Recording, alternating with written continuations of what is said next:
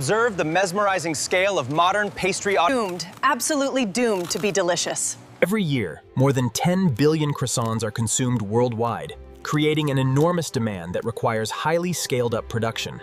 In the heart of the automated bakery, a transformation was underway. Wow, it's so hot in here! Tell me about it, you whiner.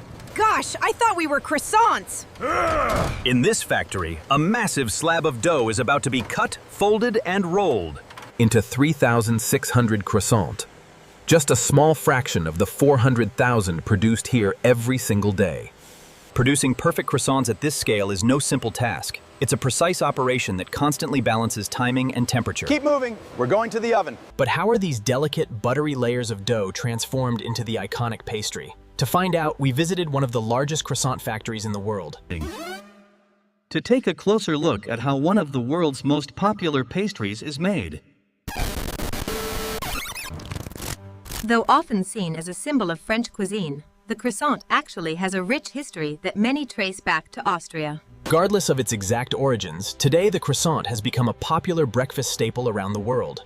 Whether enjoyed plain, paired with sweet jam, or dipped into a warm cup of coffee, it's a delicious way to start the day. It all begins.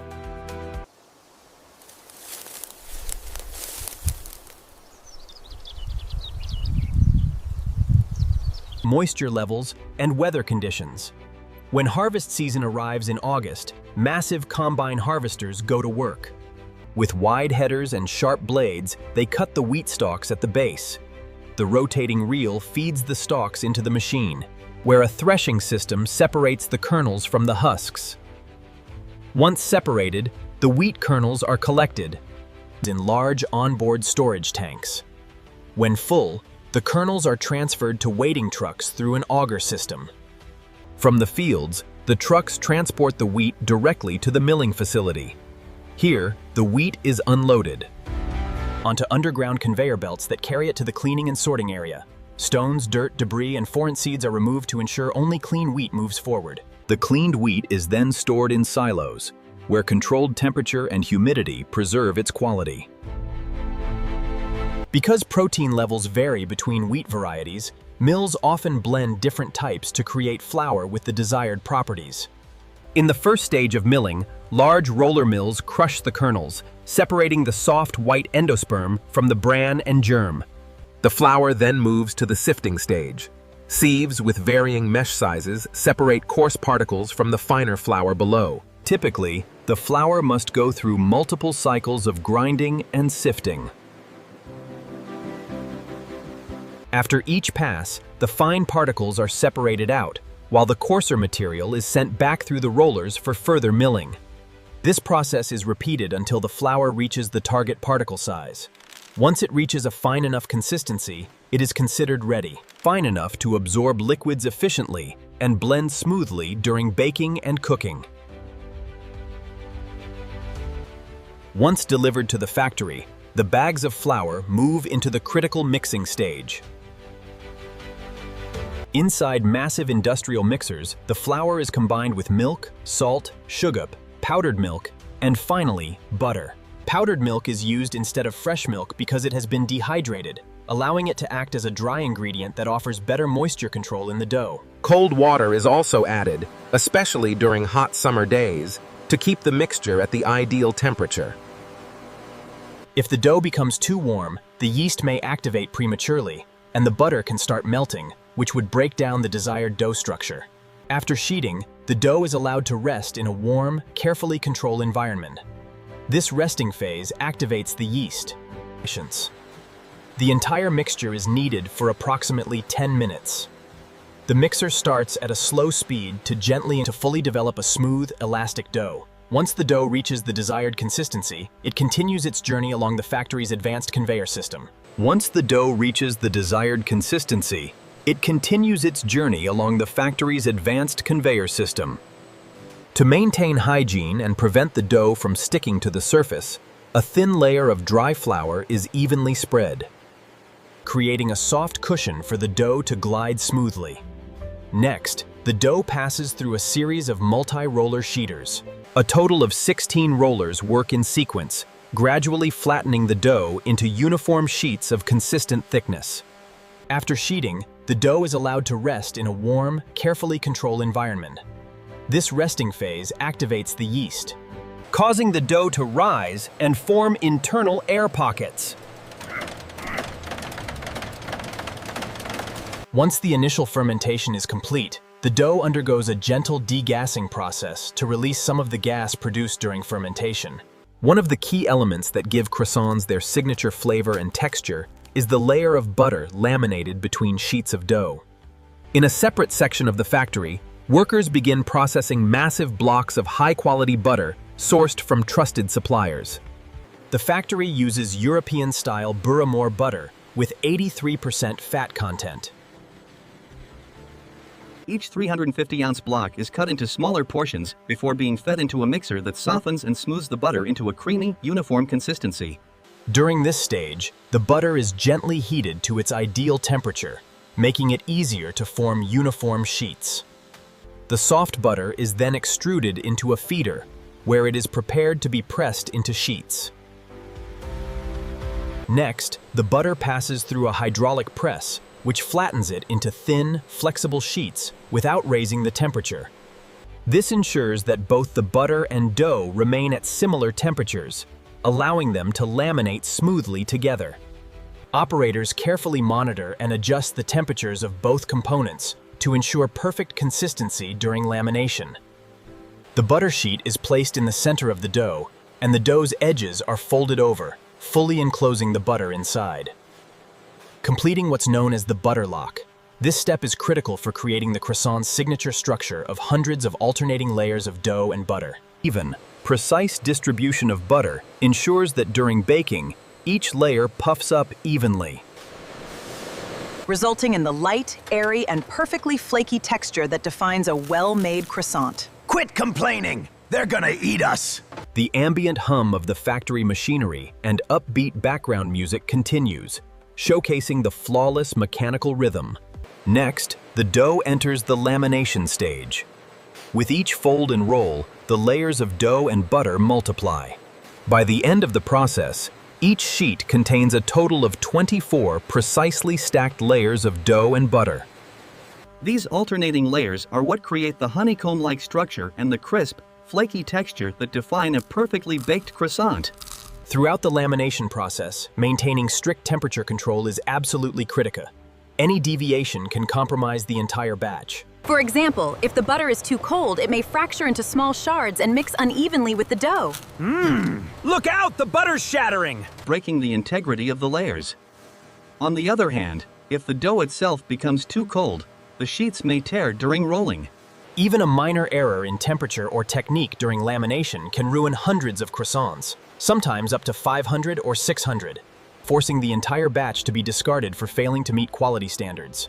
Once lamination is complete, the dough is transferred to a controlled resting chamber, held at 55 degrees Fahrenheit for several hours.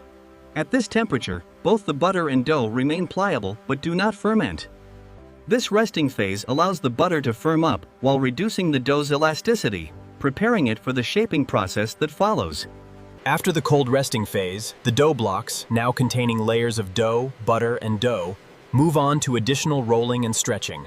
During this stage, the dough is repeatedly folded and passed through rollers, continuously building up more alternating layers of butter and dough.